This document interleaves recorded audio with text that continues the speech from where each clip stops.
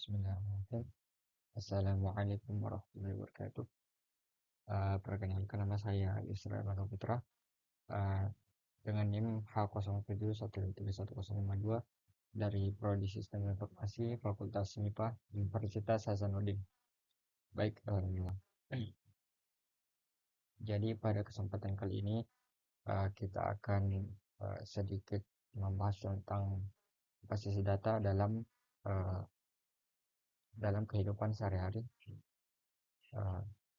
Ya, langsung saja ke agenda kita pada presentasi kali ini. Kita akan membahas tentang yang pertama itu pengertian dan manfaat dari basis data. Kemudian yang kedua itu konsep pemodelan basis data. Dan ketiga itu elemen penyusun ERD. Nah, dan yang keempat itu ketergantungan fungsi atribut. Dan terakhir kita akan membahas tentang normalisasi sistem basis data. Nah, kita akan melanjutkan dalam pengertian basis data. Basis data itu sendiri adalah kumpulan data yang terorganisir secara sistematis dan juga disimpan secara elektronik dalam sistem komputer. Nah, data ini dikelola oleh sistem manajemen basis data atau biasa disebut dengan Database Management System, singkat dengan DBMS, yang memungkinkan penyimpanan, pengambilan, pembaruan, dan juga pengelolaan data secara efisien. Basis data juga dapat berisi berbagai jenis informasi, mulai dari data transaksi sederhana hingga informasi kompleks seperti data multimedia. Nah, DBMS bertindak sebagai antarmuka antara basis data dan pengguna atau aplikasi. Jadi ia menyediakan tools untuk mengelola struktur basis data, kemudian mengontrol akses, memastikan integritas data, dan melakukan operasi seperti query dan pembaruan data. Contohnya DBMS yang populer termasuk MySQL, PostgreSQL, Oracle, dan Microsoft SQL Server. Nah, dalam kehidupan sehari-hari kita pastinya tentu sering mengakses aplikasi, website yang dinamis, yang selalu terupdate dari data-data yang kita masukkan sendiri. Nah, dalam keseharian kita maupun itu ponsel dari komputer misalnya, semua itu memiliki basis data. Nah, basis data ini yang mengatur data-data yang ada yang kita masukkan sebagai user maupun orang lain, kemudian dikelola dan ditampilkan kepada kita melalui interface. Baik, kita lanjut ke slide selanjutnya. Kita akan membahas tentang manfaat penerapan basis data. Yang pertama, manfaat dari penerapan basis data itu sendiri ialah mengurangi redundansi data. Nah, ya, basis data ini memungkinkan penyimpanan data secara terstruktur, menghindari duplikasi informasi yang tidak perlu. Misalnya dalam sistem penjualan, data pelanggan cukup disimpan sekali dan dapat direferensikan oleh berbagai transaksi, bukan disimpan berulang kali. Ya, bukannya disimpan berulang kali untuk setiap transaksi. Nah, ini cukup untuk kita ini cukup untuk meningkatkan efisiensi dari penggunaan storage dalam mengelola data. Nah, efisiensi ini juga akan membantu kita dalam akan meningkatkan efisiensi kita dalam mengelola suatu aplikasi atau website.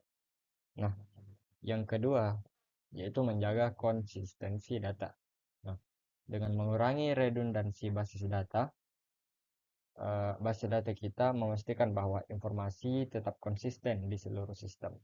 Nah, jika data perlu diperbarui, pembaruan dilakukan di satu tempat dan secara otomatis tercermin di semua referensi data tersebut. Kemudian yang ketiga yaitu meningkatkan integritas data. Nah, DBMS menyediakan mekanisme untuk memastikan akurasi dan keandalan data, seperti batasan integritas referensial dan aturan validasi. Ini mencegah input data yang tidak valid atau yang tidak konsisten. Nah, kemudian yang keempat yaitu memudahkan akses dan pengelolaan data.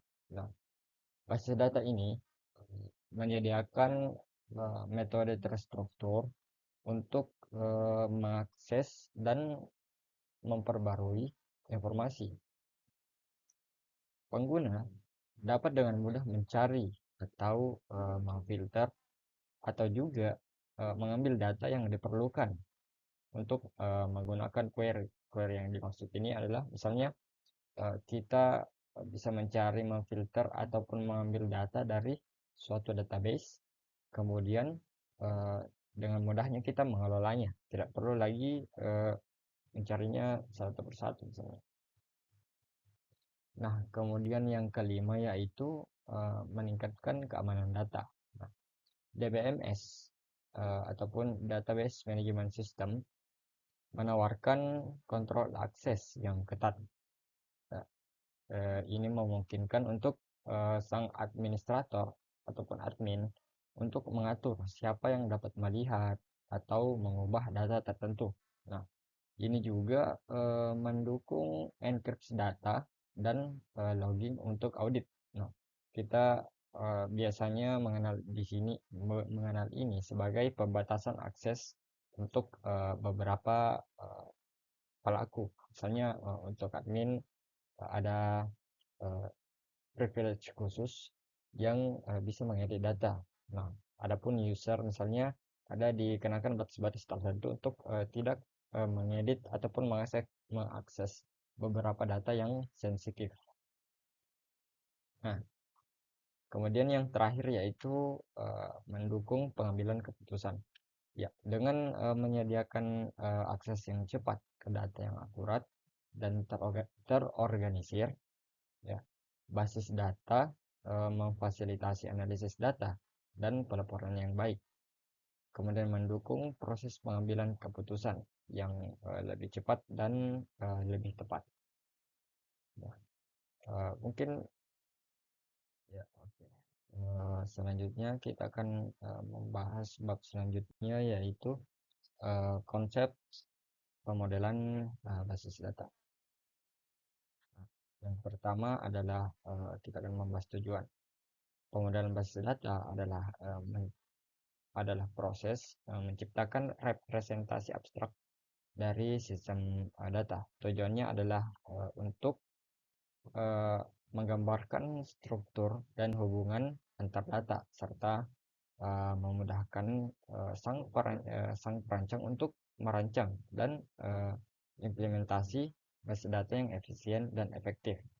Nah, jika kita jabarkan ada beberapa poin, yaitu yang pertama adalah untuk menggambarkan struktur logis dari data dan hubungan antar data agar nantinya kita bisa mendapatkan gambaran yang cukup jelas dalam merancang suatu sistem basis data. Kemudian yang kedua yaitu memfasilitasi komunikasi antara perancang basis data ataupun pengembang aplikasi dan pemangku kepentingan bisnis. Jadi kita bisa berkomunikasi entah itu secara verbal maupun non verbal melalui perancangan sistem basis data ini demi meningkatkan keefisienan dalam proses bisnis.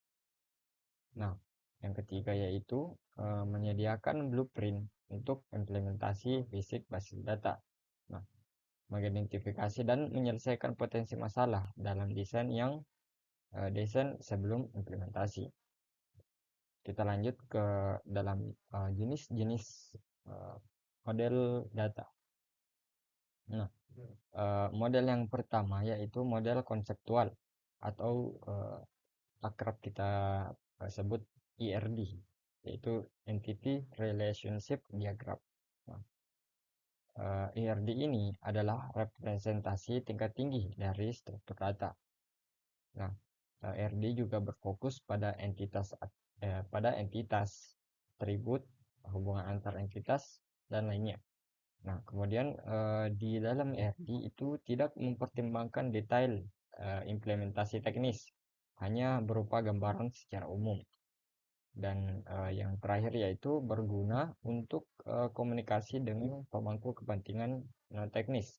Jadi orang-orang yang mungkin belum terlalu mengerti tentang hal teknisnya bisa mengetahui dari perencanaan kita. Nah, kemudian yang kedua yaitu model logis. Kerap kita sapa dengan model relasional.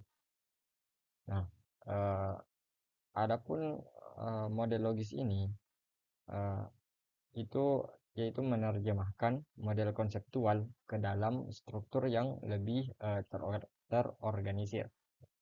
Kemudian menentukan tabel, kolom, kunci utama, kunci asing, dan hubungan antar tabel. Nah, jika di dalam hal teknisnya kita biasa menyebutkannya sebagai tabel kolom, foreign key, primary key, dan relation antar suatu data.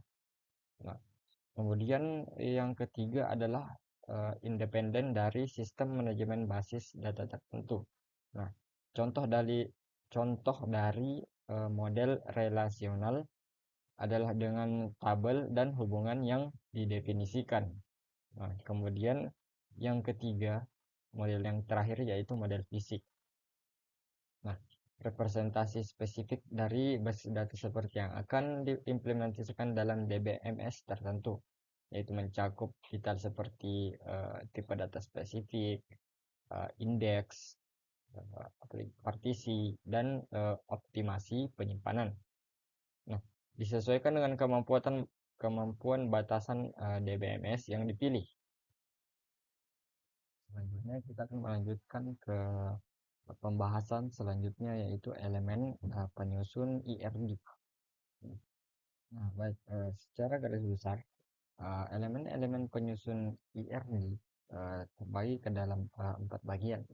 Nah, yang pertama itu entitas, kedua atribut, 3 relasi, dan yang terakhir itu kardinalitas. Nah, kita akan membahas mulai dari entitas terlebih dahulu. Entitas adalah suatu objek atau konsep dalam dunia nyata yang dapat diidentifikasi secara unik. Nah,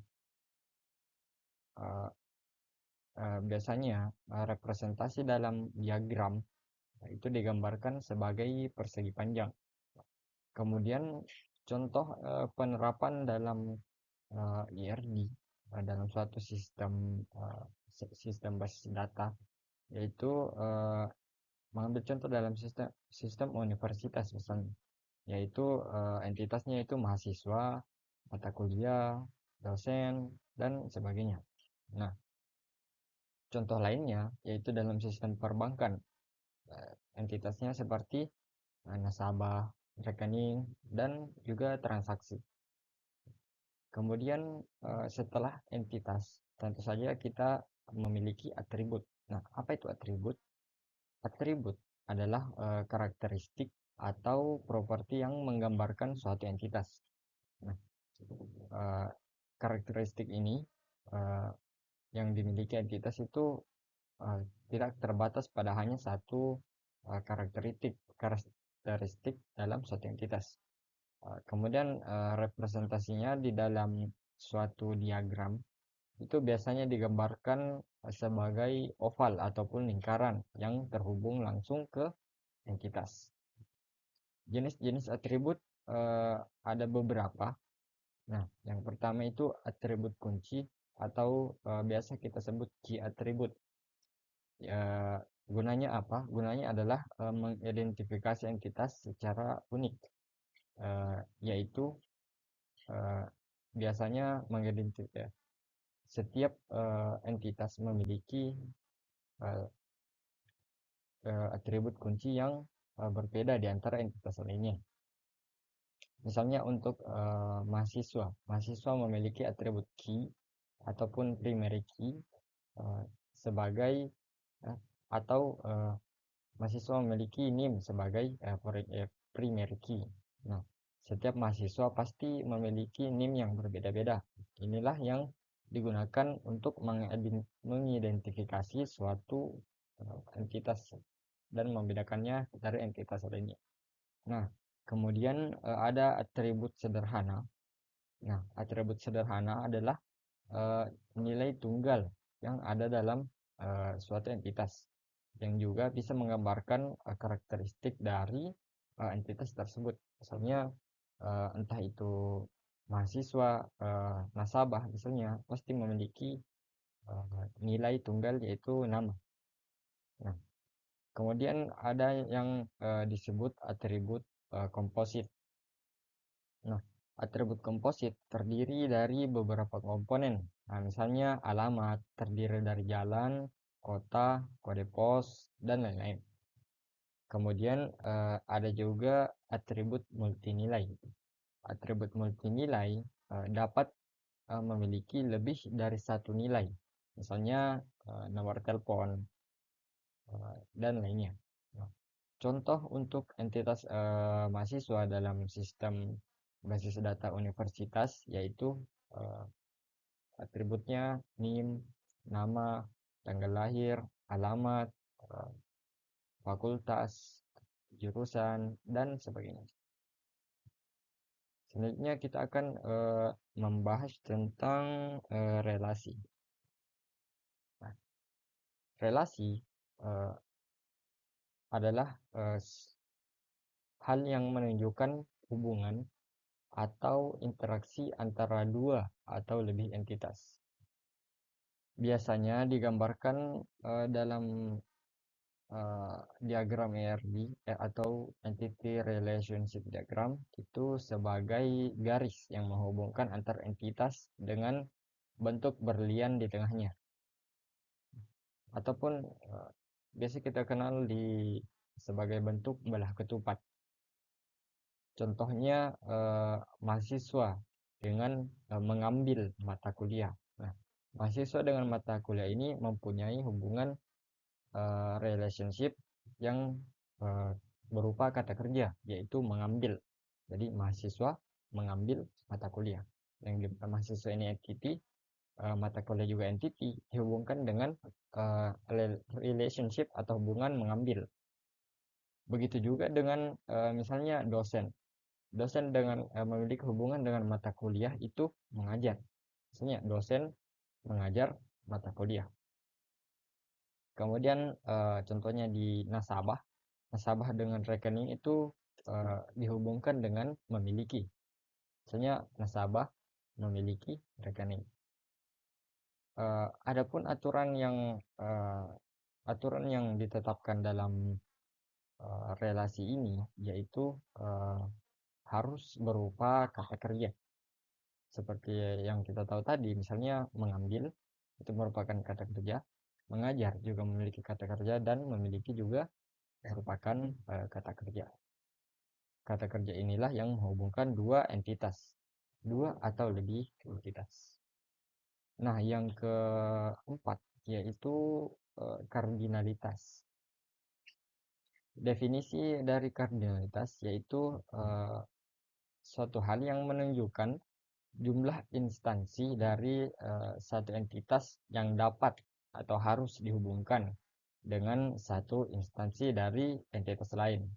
Nah, jenis-jenis dari kardinalitas ini yaitu terbagi menjadi 3. Yang pertama itu one to one atau satu ke satu.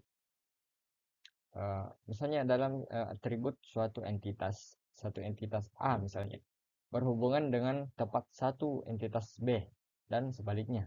Nah, agar lebih mudah kita pahami, saya akan membuat salah satu contohnya yaitu misalkan satu mahasiswa memiliki satu kartu mahasiswa atau satu KTM. Nah, Tidak mungkin kan mahasiswa memiliki 2 atau 3 kartu mahasiswa. Begitu juga dengan satu kartu mahasiswa. Tidak mungkin untuk memiliki lebih dari satu mahasiswa atau satu kepunyaan. Nah, begitulah hubungan dari one to one. Jadi hanya memiliki hubungan satu ke satu hubungan entitasnya. Nah, yang kedua yaitu one to many atau satu ke banyak. Satu misalnya dalam satu entitas A dapat berhubungan dengan banyak instansi dari entitas B. Tapi satu instansi entitas B hanya berhubungan dengan satu instansi dari entitas A. Nah, mungkin lebih masuk ketika kita menyebutkan contohnya saja. Nah, contohnya yaitu satu dosen dapat mengajar banyak mata kuliah, tapi mata kuliah itu tidak bisa diajar dengan banyak dosen sekaligus. Jadi hubungannya one to many yang dimaksudkan adalah satu entiti dosen ini bisa berhubungan dengan banyak entiti mata kuliah. Nah, selanjutnya yang ketiga yaitu hubungan many to many atau banyak ke banyak. Nah, hubungan many to many ini dimisalkan dengan banyak instansi entitas A dapat berhubungan dengan banyak instansi entitas B dan juga begitu pula sebaliknya. Contohnya banyak mahasiswa dapat mengambil banyak mata kuliah. Begitu juga dengan mata kuliah ini bisa juga diambil oleh banyak mahasiswa. Nah, hubungan timbal balik dari banyak ke banyak ini kita sebutnya dengan hubungan many to many. Oke, mungkin segitu saja di elemen-elemen penyusun IRD ini. Kemudian kita lanjut ke pembahasan selanjutnya. Nah, selanjutnya itu konsep ketergantungan fungsional suatu atribut. Nah, yang pertama kita akan membahas pengertian apa sih ketergantungan fungsional itu. Nah, ketergantungan fungsional adalah hubungan antara dua set atribut dalam suatu relasi. Jika nilai dari satu set atribut atau determinan secara unik menentukan nilai dari set atribut lain, maka dikatakan ada ketergantungan fungsional. Nah, notasinya itu X ke Y biasa dibaca dengan X menentukan Y atau Y bergantung secara fungsional kepada X. Nah, jenis-jenis ketergantungan fungsional dalam sistem basis data yaitu yang pertama adalah ketergantungan fungsional penuh. Ketergantungan ini terjadi ketika seluruh atribut key atau primary key yang diperlukan untuk menentukan nilai atribut non-key. Misalnya dalam relasi mahasiswa yaitu ada NIM, nama, dan alamat. Nah, NIM ini bergantung kepada nama. Nah, ketergantungannya adalah fungsional penuh karena NIM itu sebagai primary key sepenuhnya menentukan nama. Karena misalnya kita ingin mencari suatu data mahasiswa, nah kita itu dalam sistem basis data harus menentukan NIM-nya dulu karena bisa saja ada nama yang sama tetapi memiliki NIM yang berbeda. Nah, yang membedakan dari banyak entitas mahasiswa ini yaitu dari primary key-nya, yaitu NIM-nya. Baik, yang kedua itu ketergantungan fungsional parsial. Hal ini terjadi ketika hanya sebagian dari atribut kunci komposit ataupun primary key diperlukan untuk menentukan atribut non-key. Nah, misalnya dalam relasi nilai, yaitu yang memiliki atribut NIM, kode mata kuliah, nilai. Nah, NIM, kode, dan mata kuliah ini eh, dalam hubungannya nilai adalah ketergantungan fungsional penuh. Tetapi NIM dengan nama mahasiswa adalah ketergantungan fungsional parsial. Ya, dengan asumsi nama mahasiswa adalah ada di dalam relasi. Kemudian yang ketiga yaitu ketergantungan fungsional transitif. Ya, yaitu terjadi ketika ada ketergantungan tidak langsung antara dua atribut melalui atribut ketiga. Nah, contohnya dalam relasi pegawai misalnya yang memiliki atribut NIP, nama departemen, dan manajer departemen. Nah, jika NIP-nya itu berhubungan dengan departemen dan departemennya berhubungan dengan manajer departemen, maka otomatis NIP-nya itu berhubungan dengan manajer departemen. Secara tidak langsung itu di, disebutkan atau dianggap sebagai ketergantungan fungsional transitif karena melalui perantara dan hubungannya secara tidak langsung. Contoh lanjutannya yaitu misalnya NIM yang berhubungan dengan nama mahasiswa, yaitu ketergantungan fungsional penuh. Nah, secara unik NIM itu menentukan nama mahasiswa mau tidak mau pastinya. Nah, tidak ada bagian dari NIM yang tidak diperlukan untuk nama mahasiswa. Untuk NIM kode mata kuliah yang berhubungan dengan nilai, nah ketergantungannya itu fungsional penuh, tetapi kombinasi NIM dan kode mata kuliah diperlukan untuk menentukan nilai secara unik. Ya, tidak ada subset dari NIM ataupun kode mata kuliah yang cukup untuk menentukan suatu nilai. Kemudian kode mata kuliah berhubungan dengan nama mata kuliah. Ketergantungan fungsional penuh ini juga termasuk dalam kode MK dan nama MK. Nah, penjelasan kode mata kuliah ini secara unik menentukan nama mata kuliah. Ini adalah contoh ketergantungan fungsional penuh dalam konteks entitas mata kuliah. Baik, selanjutnya kita akan membahas tentang normalisasi sistem basis data. Kembali lagi, pengertian dari normalisasi dalam basis data itu proses mengorganisir data dalam basis data relasional untuk mengurangi redundansi data, meningkatkan integritas data, dan menghilangkan anomali dalam operasi data, misalnya insert, update, delete, dan sebagainya. Kemudian bentuk-bentuk data normal, yaitu yang pertama adalah bentuk normal pertama atau 1NF. Aturannya yaitu setiap kolom harus berisi nilai atomik, yaitu tidak dapat dibagi lagi. Kemudian eliminasi kelompok itu berulang. Contohnya yaitu mengubah kolom nomor telepon yang berisi multiple nilai menjadi tabel terpisah. Nah, kemudian yang kedua yaitu bentuk normal kedua, itu second NF.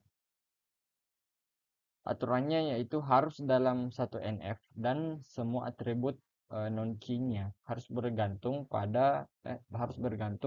secara fungsional penuh pada kunci utama. Nah, kemudian menghilangkan ketergantungannya itu secara parsial. Contohnya memisahkan data mata kuliah dari tabel nilai mahasiswa.